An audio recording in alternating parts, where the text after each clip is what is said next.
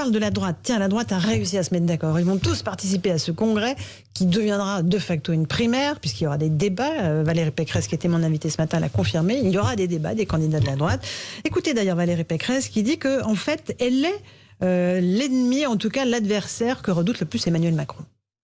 Je suis une des adversaires qu'Emmanuel Macron redoute le plus. Et la preuve, Madame Ferrari, c'est qu'il a envoyé 5 ministres contre moi au régional. 5, pas 4, pas 3, pas 2. Pareil dans les Hauts-de-France. Hein. Pareil dans les Hauts-de-France. D'ailleurs, ça veut dire quoi ?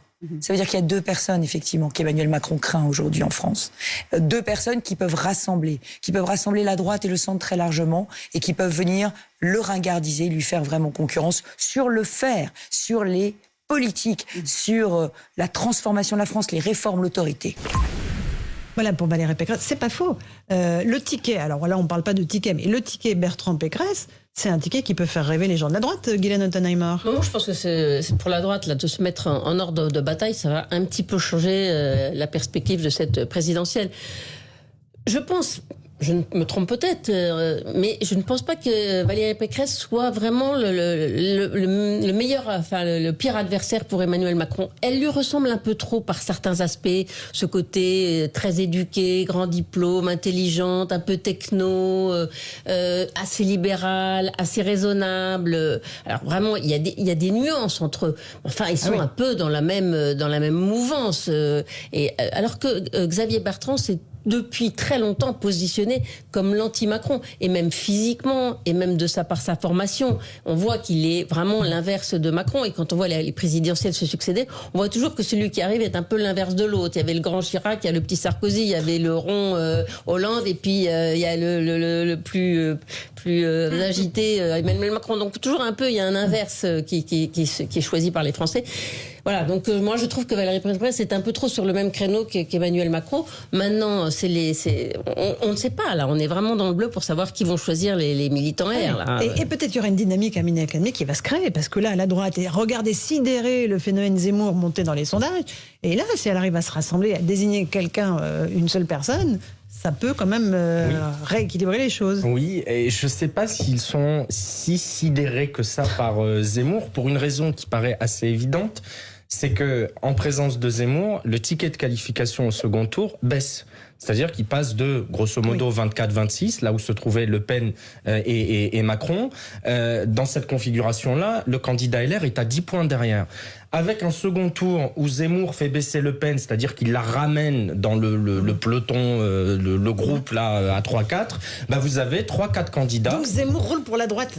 Non mais c'est pas ça, mais c'est que paradoxalement, on a pu considérer au départ que ça allait définitivement les disqualifier, et avec le recul, on se dit, bah en réalité, si Zemmour reste là, même s'il baisse un peu, même si un candidat LR qui est à 15, une campagne, s'il fait une bonne campagne, s'il arrive à 17-18, bah ça peut jouer le second tour. Et un second tour Macron-Bertrand, moi je ne sais pas ce que ça donne à ce stade. Françoise Laborde ?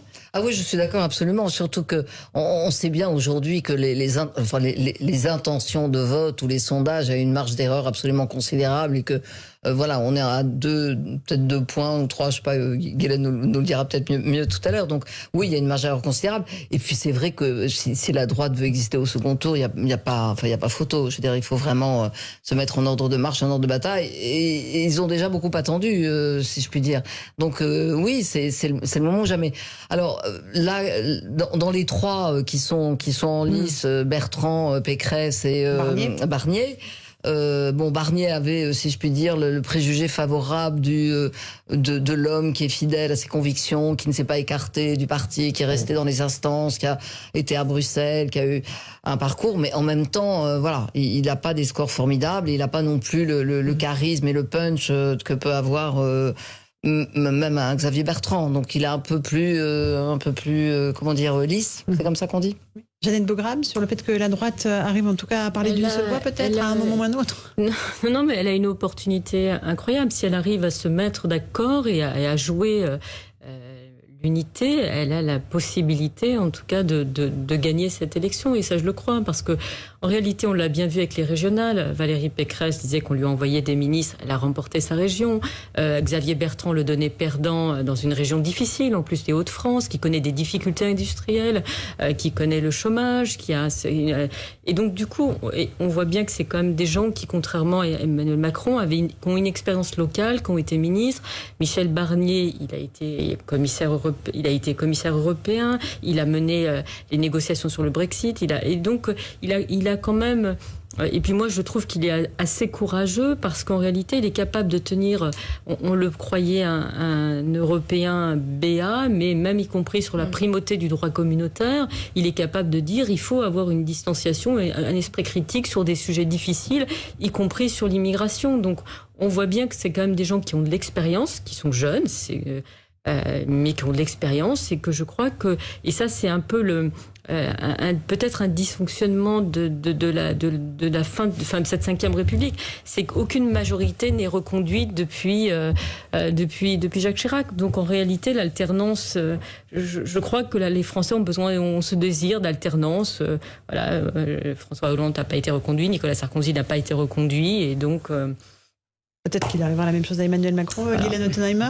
Il peut redouter, alors que ce soit Pécresse qui sorte en premier ou Bertrand de cette primaire, ils s'allieront à un moment ou à un autre. Et ce qu'il y a, c'est que effectivement, depuis Pompidou, depuis Giscard, aucun président sortant n'a été reconduit, sauf une période de cohabitation qui fait qu'il était perçu comme l'opposant à celui qui dirigeait le pays.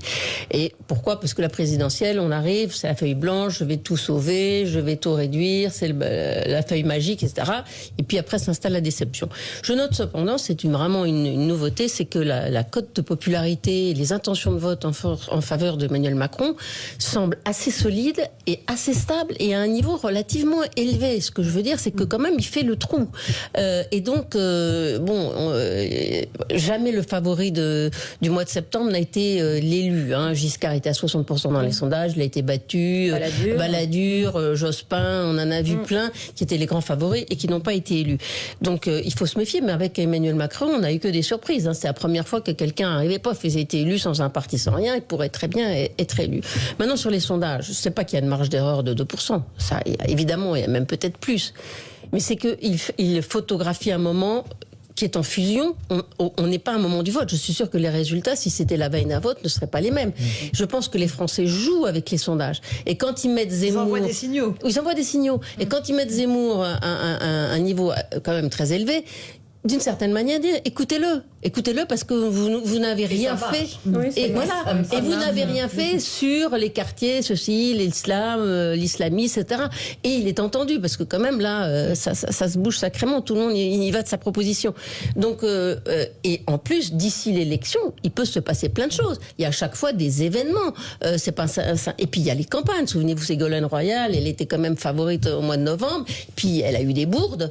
Elle a fait une campagne un peu quand même vacillante et donc elle a perdu. Donc la campagne, ça sert à quelque chose. Et puis il peut y avoir des événements extérieurs qui pouvaient on ne sait pas.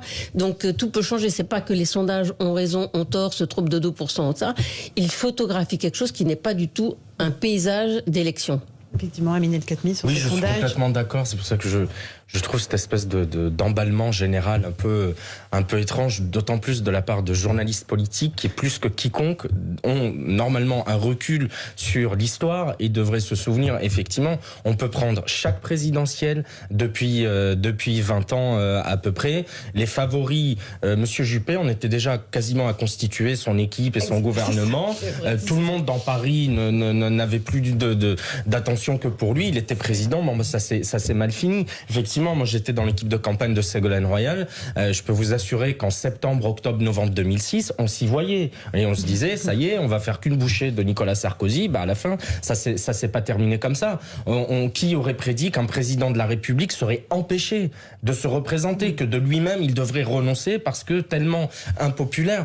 Il peut se passer tellement de choses. Gardons un peu notre sang-froid. C'est ce qu'on fait sur Europe 1 et on verra en avril ce que les Français décideront. Et en même temps, ça anime le début de campagne, Françoise Laborde. Ah bah oui, enfin, j'allais dire comme observateur, c'est vrai que il y a une forme, c'est un peu honteux de dire, mais une forme de jubilation de voir que ce qui était censé être écrit et de se dérouler de façon plan-plan, subitement il y a un personnage complètement disruptif qui arrive dans l'affaire et à chaque fois qu'il y a une nouvelle vague de sondage, on se dit est-ce qu'il va baisser? Ah bah non, il continue à monter, donc il y a ça.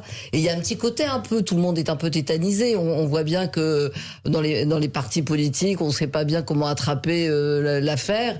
Et les thèmes qu'il met en avant sont en effet repris par les uns et par les autres. Donc oui, ça a un côté complètement fou de voir à quel point cette affaire a pris une ampleur de façon extrêmement rapide, extrêmement puissante et de façon complètement inattendue. Alors maintenant, il y a deux questions. C'est est-ce qu'il va avoir les 500 signatures?